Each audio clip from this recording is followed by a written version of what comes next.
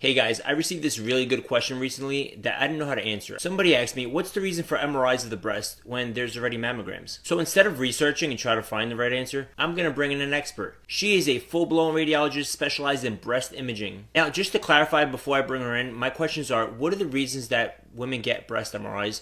And do they still need mammograms? Should they still get them? How often should they get them? Alright, so let's go over to our radiologist expert at this subject. She is known as the Booby Docs on TikTok. She can answer these questions for us. Let's hear it from a radiologist standpoint. Dr. Robin, take it away. Hi, Diego. Thanks so much for those great questions. My name is Dr. Robin Roth. I am an associate professor of radiology specializing in breast imaging. I'm also a longtime listener, first-time caller.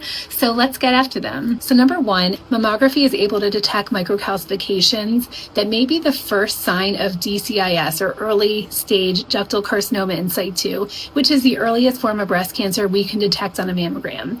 Often, it will show up as calcifications before it shows up as an abnormality on an MRI. MRI does not replace mammography. MRI is a very sensitive imaging test. It's very expensive. Because of that, MRIs are typically reserved for high-risk individuals who have greater than a 20% lifetime risk of breast cancer, and this is done in addition to their mammogram. So if a patient has BRCA1 or BRCA2, for instance, we would do mammogram and MRI, and usually kind of alternating every 6 months, so you're never going more than 6 months without an imaging study in these high-risk individuals. Also, breast MRIs are typically ordered as a staging study. So when someone is diagnosed with breast cancer, doing an MRI to make sure that there's not other areas of cancer in the affected breast or in the other breast. That being said, there are new and emerging technologies such as abbreviated MRI, which are quicker and cheaper than the standard MRI. And this is for people that may not meet criteria for high-risk screening with an MRI, but still want that extra level of surveillance. MRI does not replace mammography, but is a great supplemental imaging tool